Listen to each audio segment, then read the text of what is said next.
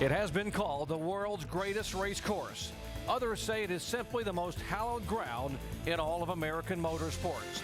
Either way, the Indianapolis Motor Speedway is a 2.5-mile rectangle of asphalt that is steeped in history and tradition.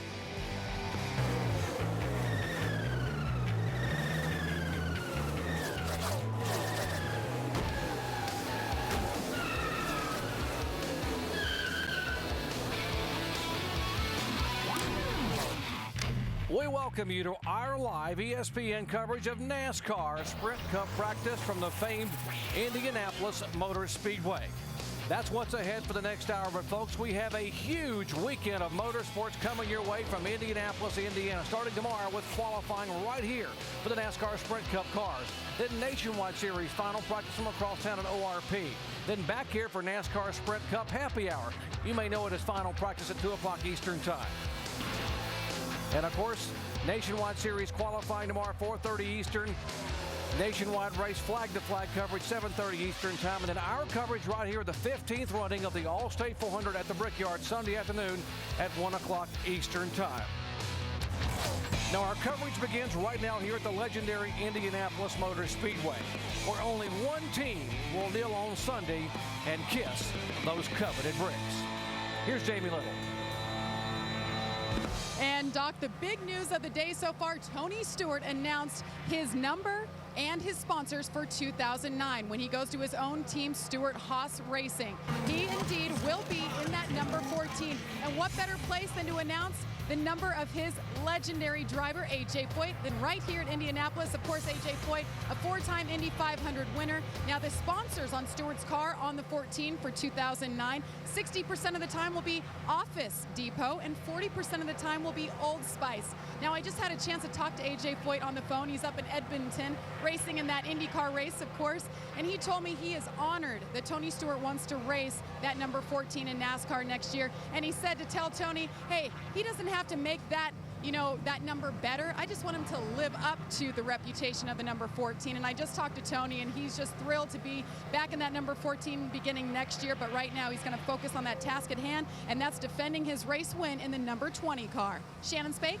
Well, Jamie, certainly the number 14 is a very famous number here at Indianapolis Motor Speedway.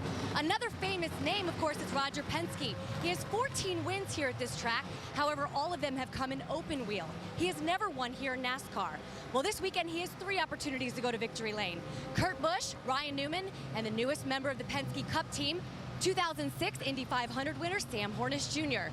Now, the practice started off a little bit rough for Sam Hornish Jr. today. He spun out coming out of turn 1, but the team did tell me that they made a lot of changes to this car.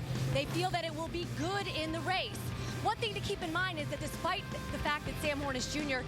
has won at this track, he has never competed here in NASCAR. He still has those rookie stripes on the back of his car. The team knows it's all about seat time. Mike Massaro? Well, Shannon, since they diamond graded the racing surface here in Indianapolis 3 years ago, one of the biggest challenges has been tire wear, and that's certainly been the case so far here this weekend. In the first practice, there were very few cars who put more than 5 laps on their tires. In fact, Jeff Gordon gambled a little bit. They put 8 laps on those tires, and you can see the results. Worn down to the cords. I spoke with his crew chief, Steve Letarte, and he kind of scoffed at the idea that this was excessive tire wear. He said, in fact, it's better than a year ago. Now, Goodyear anticipated that there would be some harsh tire wear, so they gave these teams an extra 2 sets for practice and qualifying today. But still, with very little rubber on the track, and now teams switching their concentration from race trim to qualifying trim, this still has to be in the back of their mind, isn't it, Tim Brewer? Thanks, Mike. What we have here, folks, is a piece of sandpaper. Watch this. As the tires go across the racetrack, they actually rubber it up just like this. But like Mike said, 3 or 4 laps in this situation, hey, the speed's gone out of the tires as well. So to do a mock qualifying run, anticipating a fast lap, you have to put the sticker tires on. That's going to enable you to go down there and get a really fast lap. Doc? Thanks, Tim. Certainly a very abrasive race surface, and tire wear here will be a major concern until we get some rubber on the racetrack. Hello, everyone. Along with former Brickyard 400 winners Dale Jarrett and Andy Petrie, I'm Jerry Punch. Glad to have you with us. And folks, a lot of tradition here, but this day marks a special first for this racetrack. For the first time in the 15-year history, these drivers are on this track with a brand new configuration car, guys. What kind of challenges are they facing as a driver and a crew? Well, normally the challenge that they face with this racetrack is getting their cars to turn through the center of the corner and then not make it so loose off that they can't utilize their speed down these long straightaways. But this race car makes that doubly important to do that, because that's the same thing they fight each and every week, is trying to make this car turn through the center of the corner and not be too loose off. So they have to really work hard with their communication and making these cars turn to utilize that speed down the straightaway, Andy. And now that you say that, talking about the center of the corner, there's 4 centers of the corner here because of this unique shaped racetrack. Most tracks, you just got a sweeping 180-degree corner. The middle of the corner's on each side of the racetrack, so they're going to really fight this. And they got less tools to work with. They've got this new car that's got limited travel in the front and less downforce. They're going to miss that old car, because we used to really do some crazy things with that thing. We could travel it a lot in the front. You could make a ton of downforce. So those guys, the crews and the crew chiefs, are probably missing all the tools they used to have to work with. One of the drivers in the garage told me this morning that with this new car, a lap here is 2 long straightaways and 4. Oh my God! I hope it holds on in the corner. That's how much it will be. These guys trying to get these cars dialed in here to turn. Here's the 2 car. Speaking of getting a grip on the racetrack, that is Kurt Busch, and he was one of the 3 cars that came here and did tire testing back in April, so he may have a leg up as far as early setups here in this practice session. Yeah, they gave them a better idea of what to expect with this car, but the track conditions at that time were so much different than what we have here now. You know, got a lot hotter temperatures, and I'm sure that they're finding out that this isn't the same racetrack that they did the tire test on. Kurt Busch, one of the former NASCAR Sprint Cup champions, attempting to make the field here. Matt Kenseth also there, Terry Labonte. 12 of the 14 races have been won here by drivers who have become or were currently a NASCAR Sprint Cup champion, but these guys, as you see there, have never won at the Brickyard. And how special would it be for Roger Penske, who's a 14-time Indy 500 car owner, to get his first win on a stock car this weekend? To go there and just know that the history of the facility and what it's meant to auto racing in general in the United States is something that it's just kind of like a hollow ground. It's pretty impressive to see how many names and how many legends in racing from not only IndyCar racing but stock car racing, Formula One have competed. To grow up as a kid watching the Indy 500, all the greats, A.J. Foyt and Johnny Rutherford, Al Unser, Rick Mears, and then, to get the opportunity to race there was extremely special. It's exciting for me to be able to race on the same track that many, many, many, heroes of mine have raced on. Of course, they're referring to the Indianapolis Motor Speedway. If you race here, you become a part of history. If you are lucky enough to be the few that could win here, you make history.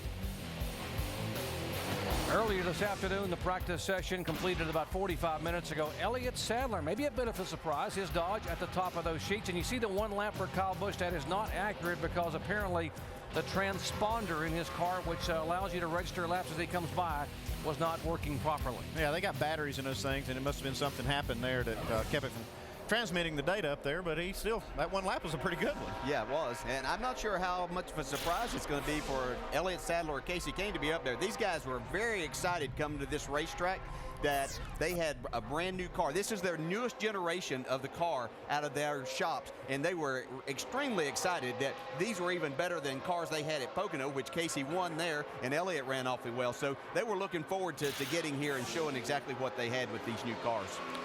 Another driver is looking forward to coming back to a place he's had so much success. You saw Jeff Gordon, a 4-time winner here at this racetrack, and has not been to victory lane this year. Is it an omen? He has a 24 race winless streak, and he said, boy, if I can just get my car to turn here, wouldn't it be great to go back to victory lane and make it 5? Yeah, I don't know that it wouldn't matter if he hadn't won in 124 races. He's coming to Indianapolis. You have to put him as one of the favorites. He gets so excited about coming here and racing on this racetrack, and he just has such a great feel for this racetrack and what he's looking for in his car. What is it, Dale, about drivers? They come here. I know I came here with Dale Sr. in '95, and he just said he was going to win the race. He had it in his mind. what can you actually, how far can you dig and pull something out here if your car's not quite as good as it could be to win? That's one of the things, Andy, that's really so good about this racetrack. You know as a driver that you can make a difference. Even if your race car is not exactly what you're looking for, there's so many things. You have so many opportunities with those 4 distinct corners you were talking about. You can back out of the throttle a little bit early. If it's not turning right in the center, then you can get back to the throttle sooner and drive off of these corners, utilize and make the straightaways even longer than what they are. So there are a lot of things that you can do. You can get down on the rumple strips that they have on the inside. You can see if that'll help make your car turn. There's just so many things that you can do. And as a driver, I always found it such a challenge to get around here, knowing that you had to make 4 turns here and make them perfect to make that really good lap. But I think that they're just guys that really look at this track and say, hey, I enjoy that challenge and it suits my driving style. And obviously Dale was one of those. Jeff Gordon, by the way, for you DuPont fans, he is second quickest right now on the speed charts. And let's go down and visit with the driver who was at the top of the speed charts after that first practice session. Mike? And we're catching up with Elliott Sadler and your analyst there, Dale Jarrett, talking about brand new race car. What's new about it? Well, it's just a new generation car here at Gillette Everyday Motorsports, and so proud of my guys at the shop. I mean, we were very fast in first practice. It drives good. We're making steps every couple of months with these car tomorrows, trying to get them better and better, build them lighter, build them faster, build them with better front grip, trying to find new bodies and new aero. These cars are still so new to us. You have to go through a new generation of them every once in a while. And we brought 3 brand new cars here this weekend. My Stanley Dodge is very, very fast. It drives good. So very tickled my team and my engine shop gave me a lot of HP for this weekend. It's been pretty fun. Saw a lot of tire wear after the first practice. How much of a concern is it? Well, Indy always does that the first day, the first hour or so of practice. You always court either the right front or the right rear, however your car is handling. But as the weekend goes, the tire wear usually becomes a lot better. This place usually takes on rubber pretty well, so not really concerned about that yet. But I know you got a man up in the booth that's won this race a couple of times, and yeah, we do have a fast car and stuff, but I've learned a lot about getting around Indy here from Dale Jarrett. He's taught me a lot about this racetrack, and I'm trying to apply it today. Well, DJ, that's high praise coming from this guy. Yeah, tell him I'll send his check to him next week for all that, the good things he said there. But Elliott gets around here really well, and I know he's been excited. He's had this race on the calendar for quite a while now. And he won the pole here, by the way, in 2005, so no surprise at all if he would be on the front row or be another pole sitter here. Here's A.J. Allmendinger. He's got a new crew chief, Jimmy Elledge. He's over there. Kind of spent a little time with those guys down in the garage this morning. Pretty pumped up. And they had a good first practice session as well. I think we need to point out to the fans here now, the first practice session that they went through, that a lot of guys were doing some race stuff and just getting some laps on the racetrack. This session here, it looks like strictly everybody's in qualifying mode. They're running basically only 1 lap, sometimes 2.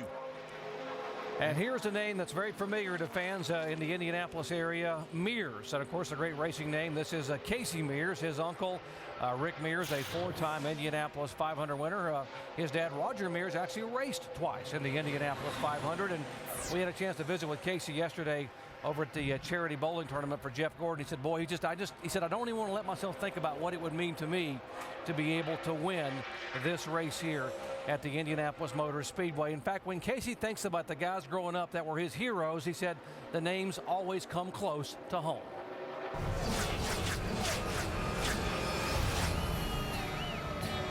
There's a lot of guys that had a lot of talent that I look up to, but my heroes were my dad and my uncle. I mean, I grew up going to the races with my dad, you know, from the very beginning of my life.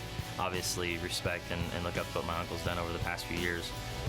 You know, what he was able to accomplish in Indy, and you know, he was called the master of ovals at one point. And Rick Mears is now a 4-time winner of the 500. For my dad was, you know, winning the Baja 1000. He did that 4 times. You know, just really look up to those guys and respect what they say and the advice that I get from them.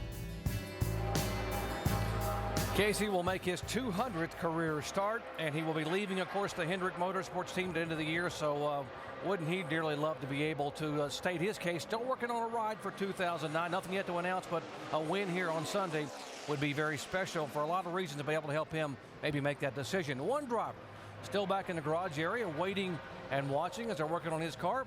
Let's go down to Jamie.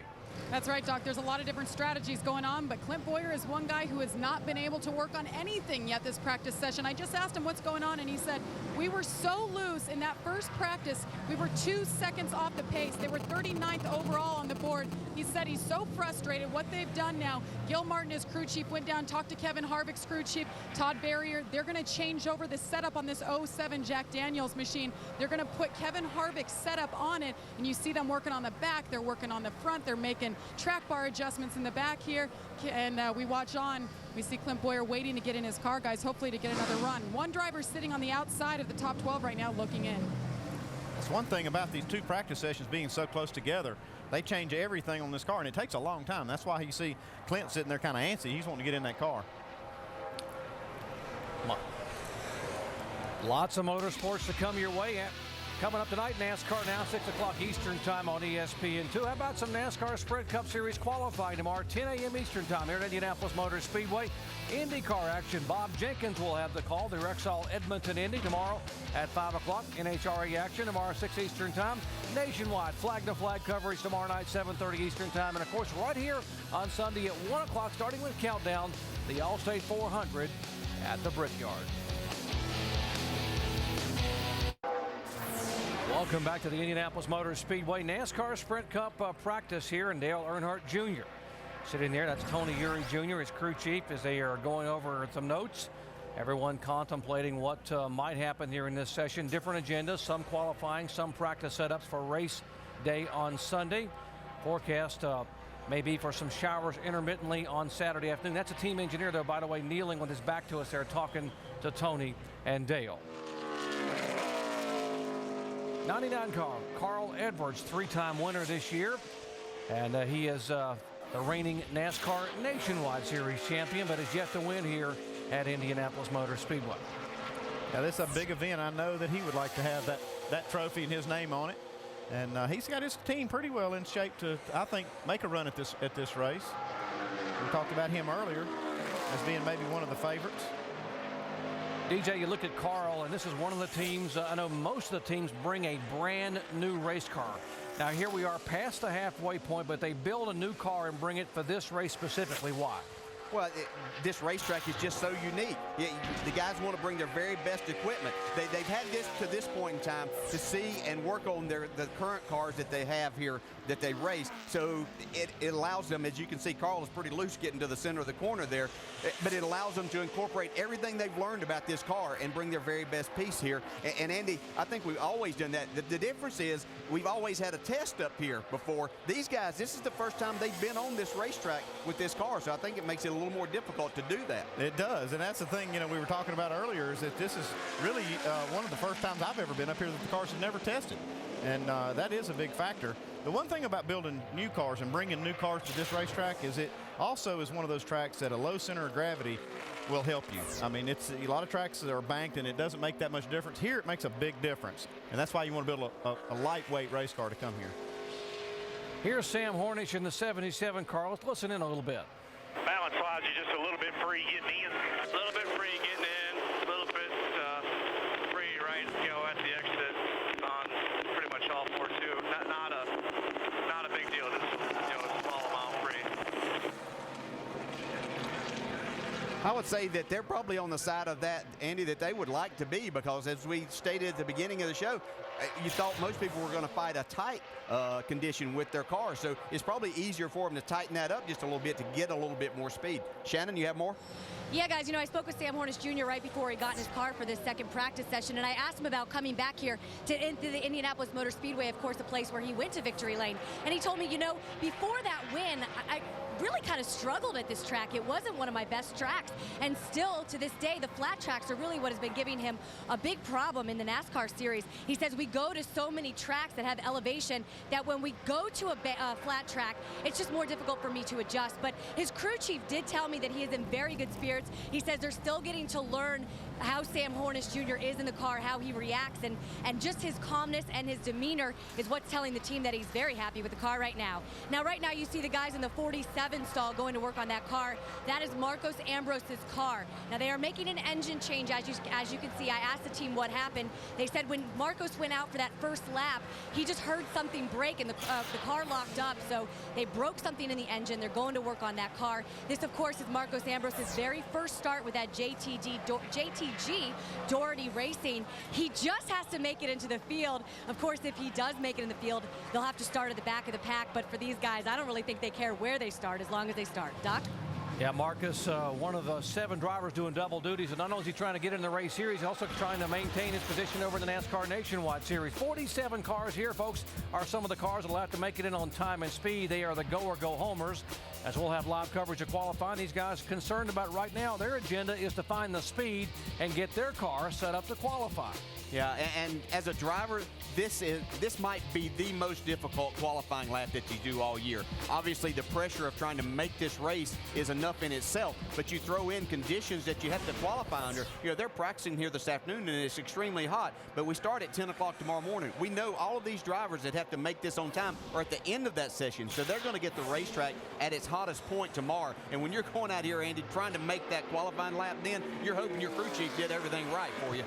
And the thing about qualifying here is the straightaways are so long that if you make one mistake or miss the setup just a little bit through the corner, it kills that whole straightaway. You lose that speed right in the middle of the corner, and that carries all the way down the straightaway. You lose that time, so it's a very difficult track. Here is Stanton Barrett in the 50 car. Has been running primarily in the NASCAR Nationwide Series, trying to make it in the NASCAR Sprint Cup in his Chevrolet. Ricky Pearson, yeah, he is the son of legendary David Pearson. He's the crew chief. Stanton almost made the Daytona 500, was running 4th in the qualifying race and caught up in an accident and did not qualify. Hopes to run here and Bristol and maybe Charlotte before the year is out. Andy, when you go to qualify here, you talk about those long straightaways, and it does take, as we can see, the times over 50 seconds. You have a get-up-to-go lap. As a crew chief, are you thinking that, okay, we're going to make this one lap and get as much tape on there as we possibly can? Almost every single time, that's what I want to do, is just put all the tape you can on it, get one good lap out of that qualifying session, and because 9 times out of 10, you're just not going to pick up on that second lap. Winners here read like a who's who in NASCAR. Look, 12 of the 14 races have been won by former NASCAR Sprint Cup champions. Only Ricky Rudd and Kevin Harvick are the 2 winners here that have not, Ricky of course retired, Kevin has yet to win, but probably will in his career, a NASCAR Sprint Cup title. You know what that tells me? You got to be pretty good to win here. Yeah, look at the names. There's Gordon no flukes. Earnhardt, you know, Jarrett, Tony Stewart, Jimmy Johnson. You got to be not only good, you got to be at the top of your game to get it done at Indianapolis. This name a little bit synonymous with Indianapolis, primarily in the sponsorship vein and car owner vein. This is Paul Menard. Of course, his dad, John Menard, many years involved with open wheel racing as a sponsor of cars that have qualified on the front row here at the Indianapolis 500. And now Paul trying to make it a full-time ride here in the NASCAR Sprint Cup Series. He sat on the pole with Talladega, got his first pole there. He's a guy that I have a little bit of affection to. He's one of my drivers I had in the early part of his career, and he's doing a great job over here. And DEI seems to have their stuff together pretty good. Like I said, they sat on the pole at Talladega. Looks for a good run here. From the young driver who's trying to get his car up to speed to the veteran who's won more than anyone at this racetrack, Jeff Gordon sitting in the car back in the garage. Jamie. That's right, Doc. You talked about him earlier, winningest driver here at the Brickyard. 4 wins. He just came on the radio and said he's really happy with the car. They're second quick right now. First practice, they were 3rd on the speed charts. They're just taping him up, making a few small changes here, and he's going to go back out and go for another qualifying run. Of course, Jeff Gordon looking for his first win this season, and what a place to do it. And Doc, if he does it, he will tie Michael Schumacher in Formula One for the most major wins at the Indianapolis Motor Speedway. Pretty impressive. How special was it for this driver who spent most of his youth growing up just about 40 miles from this racetrack when he came to Indianapolis and has had some very special Brickyard 400 moments.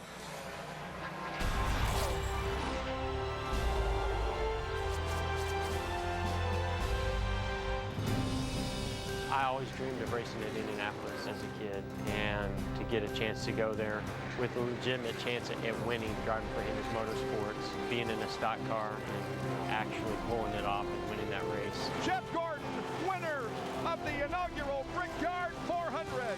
It's still this day the only race I've ever won and went to Disney World afterwards. So it was a very special moment for me, and probably one of my most memorable moments in all of my career.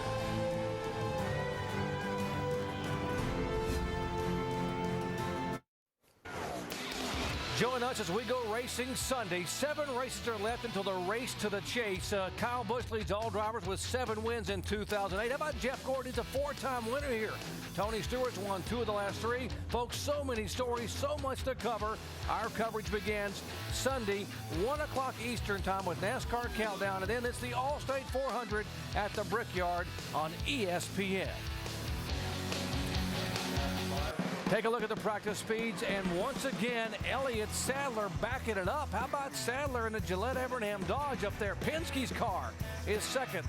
Jeff Gordon, you heard how good he is, how confident he may be. There's Casey Kane who sat on the pole and won at Pocono. The 2006 winner, Jimmy Johnson, Earnhardt Jr., who has not won here. Kevin Harvick, Casey Mears, trying to keep the famous names in victory lane at Indianapolis. Mark Martin, and of course, Brian Vickers, who did the Toyota tire test here for Goodyear. And one of the concerns now for Elliott Sadler, DJ, may be the fact that not only he is at the top of the speed charts for both sections, but he got a very poor draw in qualifying. Yeah, he's going to be the 27th car to go out tomorrow, so that's going to be somewhere 11:15, 11:30. It's going to heat up quite a bit, so he's going to need some extra speed. He's got about 1/10 of a second to play with right now, but it'll be interesting to see how that does affect him as we get into qualifying tomorrow. Speaking of uphill battles, the one car of Martin Truex battling a lot of things for this weekend. Let's go down to Mike.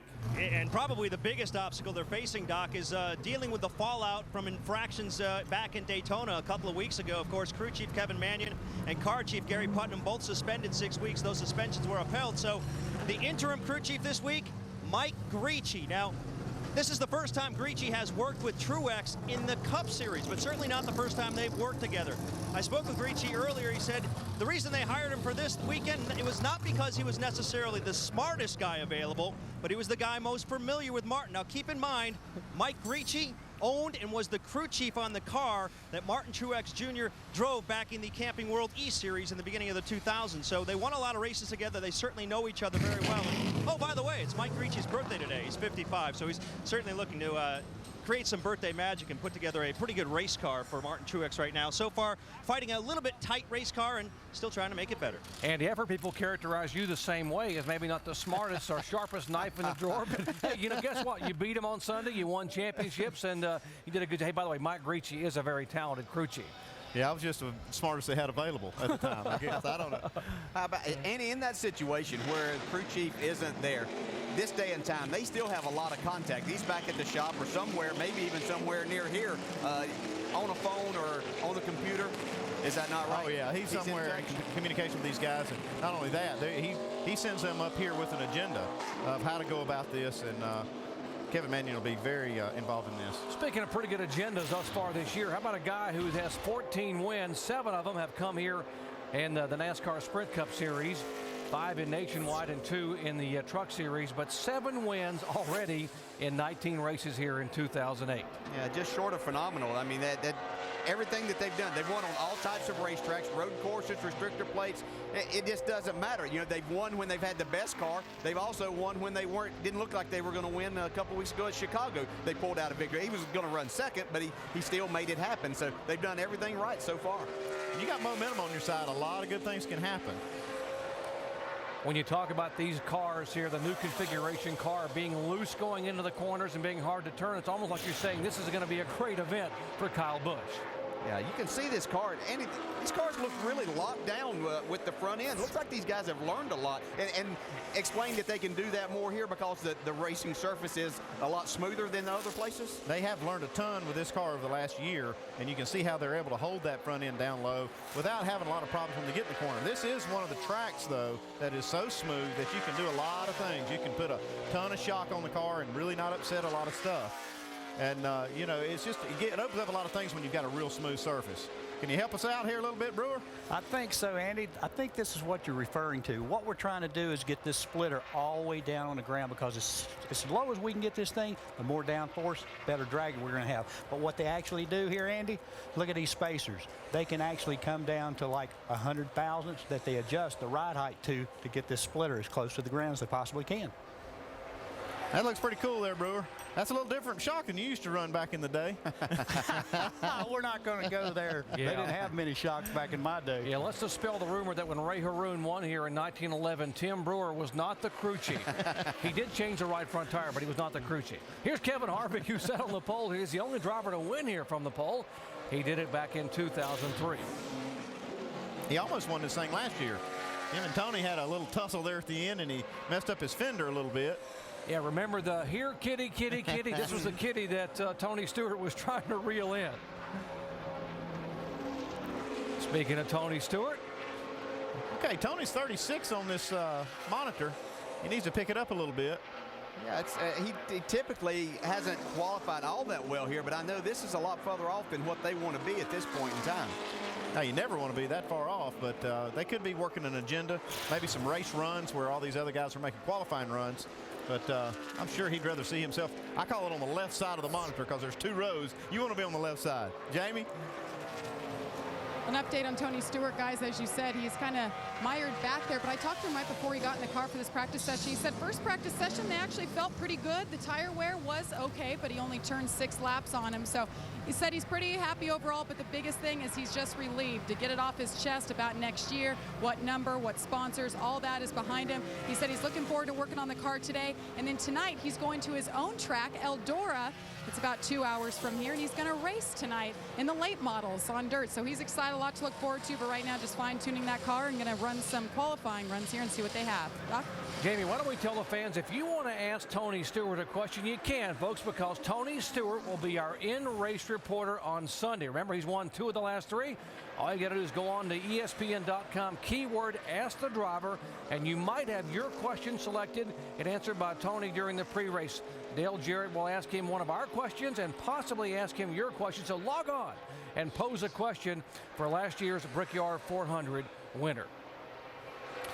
Speaking of Tony Stewart, not only is a driver, and you talk about he is a car owner now, but he's also a racetrack promoter at a very famous racing facility. I am Tony Stewart. Dirt track racing at Eldora is something that we're really passionate about. Eldora is a half-mile bank clay oval in Rossburg, Ohio that Earl and Bernice Baltus built 54 years ago. They sold the facility to me, and I've been holding dirt track races there ever since. The days that I am there, I'll go down and see all the competitors in the pits and go see our employees that work in the concession stands and in the box office and everything. Then during the evening, I'll sit on top of the grandstands and just watch the racetrack. I think just dealing with the racetrack and messing with the dirt, that's what I like the most, is just trying to make it the best we can make it each evening. I am Tony Stewart. The stars of the NASCAR Nationwide Series are set to battle it out under the lights at Indy's other track. The young guns like the red-hot Joey Logano, the man who's second in the points, Brad Keselowski, and 18-year-old Landon Castle will try to fend off Cup stars like defending series champion Carl Edwards, 5-time winner this year Kyle Busch, and the points leader Clint Boyer. Can local hero Jason Leffler defend his win from last year right here at O'Reilly Raceway Park? We'll tune in and see tomorrow night, 7:30 Eastern on ESPN. 7 drivers will do double duty by running the 200-mile race on Saturday night and running the 400 here, the Allstate 400 on Sunday. In fact, one of those drivers doing triple duty. Kyle Busch will actually drive the NASCAR Truck Series race on Friday night, coming up tonight, of course, and then the nationwide race on Saturday night, and then 400 miles, by the way, on Sunday here, where he is the points leader in Sprint Cup. Boy, has way too much energy. It's taken all of that to calm him down for the weekend. And he's 23 years old, and he's already having this kind of success. 7 wins thus far in 2008, and what a year it has been for Kyle Busch. Speaking of great years, how about this guy? A year ago, 10 victories, including, what a run he had in the chase for the championship. Talking about Jimmy Johnson. Yeah, you could see him. This must be his get up to speed lap. You can see him kind of wiggle the car back and forth down the straightaway. That was just to get a little bit of heat, probably sticker tires on the car, a little bit of heat, get the newness worn off of that before he got to turn 3. Probably fairly hard to predict how much grip you're going to have when you go out there for one of these qualifying runs, and you can't leave anything on the table. You got to just drive it down in there. It's got to be thrilling. Yeah, it is, and you have to get up, as much about your first lap, and we talked about they'd be probably just qualifying one lap, is getting up to speed. You have to get out of the pits, get going. You have to go through turns 3 and then off of 4. If you don't do that, then you're going to leave something on the table. You might beat everybody through the rest of the lap, but you didn't get up to speed fast enough, and you left something on the table there. So it's extremely important to do that. Hard to do, but it's extremely important you do it. You talk about how a driver can go from the penthouse to the outhouse in a hurry here. Well, in 2006, Jimmie Johnson won the Brickyard 400, but a year ago, frustration after frustration involved in a multi-car crash early on, and then cut a tire on lap 61 and hit the wall a ton here. Well, he did, and he had that oil pump. These guys had switched their oil pumps to the right-hand side instead of the fuel pump. They ruptured an oil line and caught on fire. It was pretty spectacular crash. But he had a good car last year, so I think he's going to be. I think he'll be a contender. He's my pick to be the favorite to win here. Yeah, I think without knowing it, we both picked him on the ESPN shows this week. I think that he will be also. He obviously knows his way around, and I think this team is getting ready to hit their stride.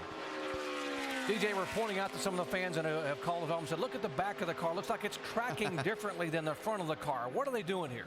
Well, it's just Andy could probably get into it more about what they're doing to try to get side force and down force on this race car. And NASCAR actually had to come up with a limit, didn't they, Andy, with what they were doing with the rear ends of these cars? Oh, yeah. What you see now is nothing to what they were doing. And what I always say is it's in this sport, you can't unlearn what you've already learned. These crew chiefs learned with the old car that you could put the body on the thing sideways, make this side force, and make the car go a lot faster through the corner. Sort of like dog walking, where the dog's back legs are a little bit different than the dog's front legs. Well, exactly. And so what they've done with this car, they won't let them put the bodies on sideways. NASCAR won't. But they can steer those rear wheels, and they found out they can steer the car itself sideways and make that same side force. So everybody was getting really crazy with it until NASCAR limited them out. Yeah, and you might think, well, that looks like that if it's doing that, then it's probably scrubbing off speed. But the wheels actually line up good, so they're not scrubbing any speed off. They're just making better side force as they get to the corner. Yeah, it is just an alignment thing. It looks like the car's sliding, but it's not. It's actually just running straight through the air. The wheels are. Jimmie Johnson back in the garage. Other cars on the racetrack. Let's follow the continuing saga of Clint Boyer. You heard they were back in the garage trying to get this car dialed in. Going to put the Kevin Harvick setup on it. How's he doing? Well, he's 43rd right now. He's back out to try to improve on that. See, he's got that sideways thing going on too. Yeah, that could be contributing to his loose factor, but he's made a better lap there. Yeah, he picked it way up, moved over to 24th spot, 50.95. He's making some headway. Yeah, he's probably able to breathe a little bit now, because we heard him talk about that he was extremely loose. And I can assure you, being loose here, you want your car to turn, but being loose is a hard thing to do, especially when you're trying to go fast here. See Richard Childress on the left, your old boss man. Oh yeah, he's not far away. I guarantee he's keeping up with these guys. Yeah, I wasn't saying Richard was old. I was just saying that was Yeah, I bet. I'm gonna tell him.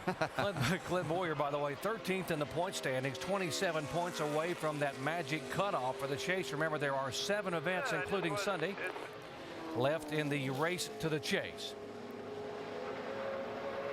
Former pole sitter here, Jeff Burton, yet to win it, but has come very close, including had a great car here last year. He's over there on the right-hand side of the screen, too. He's 33rd currently.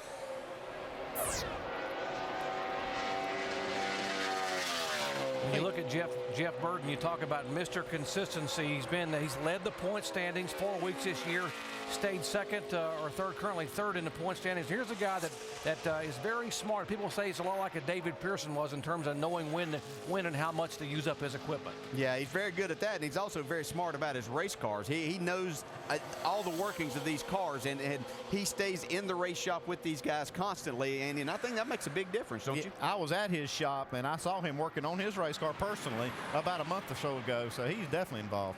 He is one of 5 drivers entered this weekend who have run all 14 of the Brickyard 400s in the past. 3 of those 5 drivers have won. You see, Mark Martin and Jeff Burton are the 2 that have yet to win here, but folks, don't count them out. Both of them are in very, very good race cars, both experienced drivers, and both know how much it would mean to win here at the Indianapolis Motor Speedway.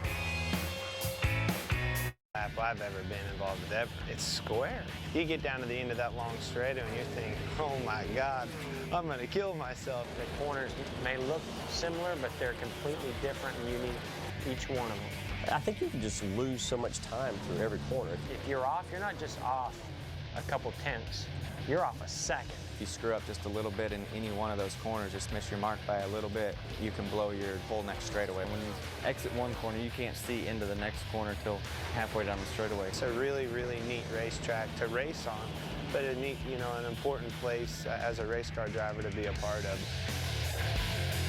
You'll see the race coming your way Sunday, 1 o'clock Eastern time. Kyle Busch, can he make it win number 8? How about Jeff Gordon? Can he go for an unprecedented 5th win at Indianapolis Motor Speedway? Tony Stewart has won 2 of the last 3. So many stories. How about the Dodges? Are they quick? Wow, they are awfully tough here in this practice session. 1 o'clock Eastern time Sunday, the Allstate 400 at the Brickyard. Could this be an omen? It has been in the past. 6 of the former winners here have gone on to become a NASCAR Sprint Cup champion. Kyle Busch has never won here, and he is the points leader.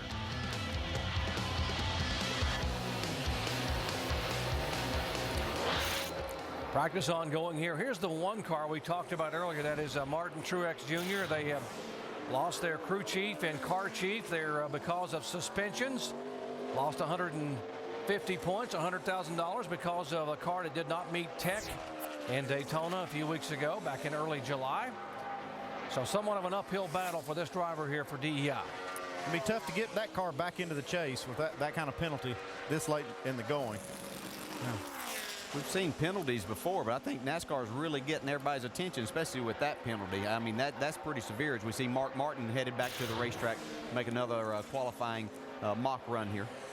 Yeah, speaking of DEI drivers, of course, Mark in the news last month or the beginning of July that he would be leaving this team, headed to Hendrick Motorsports to come back full-time in 2009 and make one more attempt at winning the championship. 22 years and racing 4 times a runner-up in the NASCAR Sprint Cup points. And boy, how special would it be if Mark can get close and be a factor in that chase in 2009?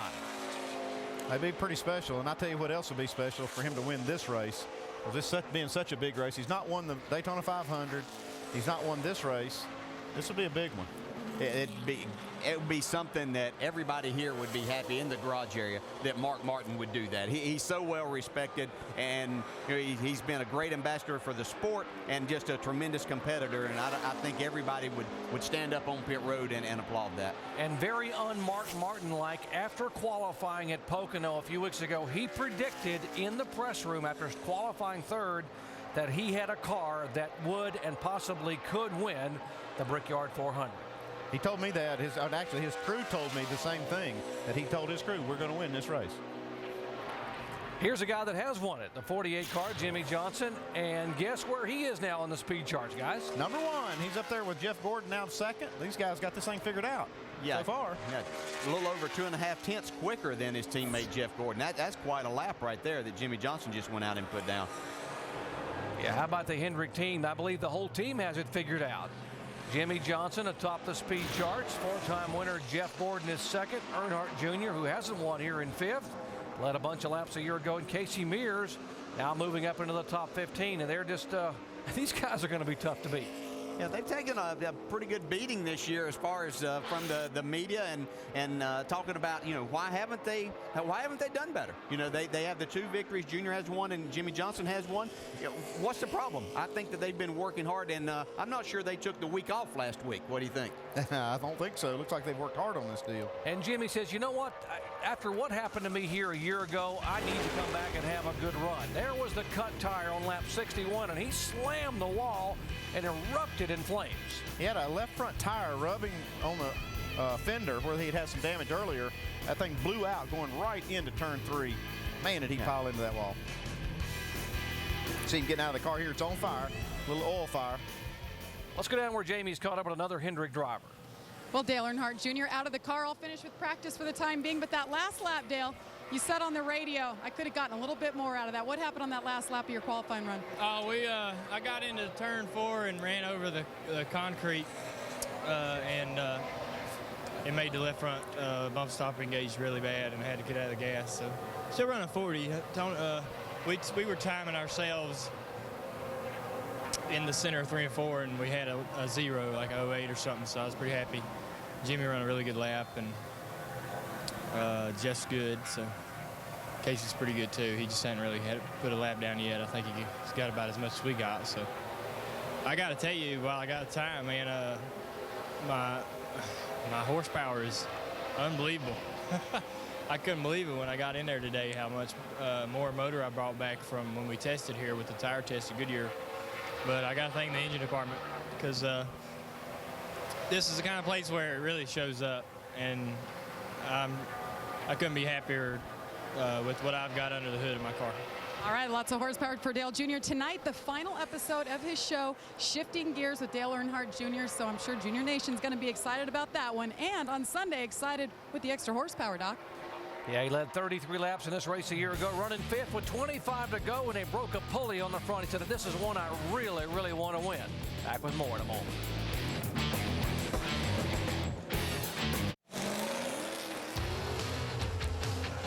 Back at the Indianapolis Motor Speedway, final moments of practice here, practice number 2. And there's a look at the point standings. That's where they are 1 through 13. Left side, that's where they are on the right side in practice. Look at Kyle Busch. He currently is 28th on the speed charts. Jeff Gordon just went to 2nd on his last lap. Him and Jimmy are about 100th of a second apart. They got those cars pretty well tuned up. Yeah, Hendrick boy is saying, come get you some of that, huh? How about 1-2 on the speed charts with Jimmy Johnson and Jeff Gordon here in the final moments. They have a little cloud cover right now, and this is the kind of conditions that these guys really like to have here at this racetrack. Let's go down to Jamie, who's caught up with Jimmy Johnson. Well, he was just watching his teammate Jeff Gordon up there put up almost an identical time to yours. So, Jimmy, fastest this time, 2nd the first practice. What's your overall consensus of the new car here at Indy? You know, so far it's been driving really good. Our guys have worked hard to give me a great setup, and it's been showing.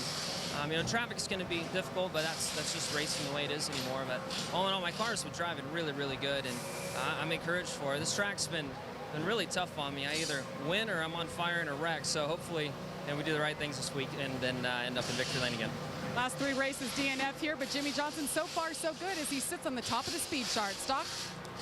Big smile from Jimmy Johnson. What a contrast from a year ago. He won this race in 2006. Took a week off. He and Shanny last week went to Croatia just to get his mind away from racing and to visit some of the small fishing villages. Said it really helped him refresh and be able to come back with a clear mind and know what he had to do here this weekend at Indianapolis. You can see he's a popular driver there as he's signing autographs and getting back to his hauler. We have more cars coming out to try to get in that last lap before they close the track. This will be the last opportunity they have before tomorrow morning. 21 car, awesome Bill Elliott. Speaking of former Brickyard 400 winners and most popular drivers. And we see them using the access road here, and they have to do that coming out of the pits in practice, but tomorrow they will be allowed to go straight out onto the racetrack as they get up to speed for their qualifying lap. Yeah, they're just trying to get out there and get that last little bit. They want every bit of information they can to get out. They just want to get these last laps or two. Yeah, you know, and most of the time you're wanting a lot of space in between your cars, but right now they just want to get out there because you can pick up a little bit of a draft and be a little bit misleading here. One of the quickest cars and drivers, Ryan Newman, climbing out. Lots of motorsports coverage coming your way. Of course, NASCAR Sprint Cup Series qualifying tomorrow at 10 a.m. Eastern Time. NASCAR Nationwide Series final practice following that. And, of course, the NASCAR Sprint Cup happy hour tomorrow at 2 o'clock Eastern Time. And then nationwide qualifying at 4:30. Nationwide coverage flag to flag at 7:30 Eastern Time. And then the Allstate 400 at the Brickyard Sunday at 1 o'clock Eastern, beginning with NASCAR Countdown.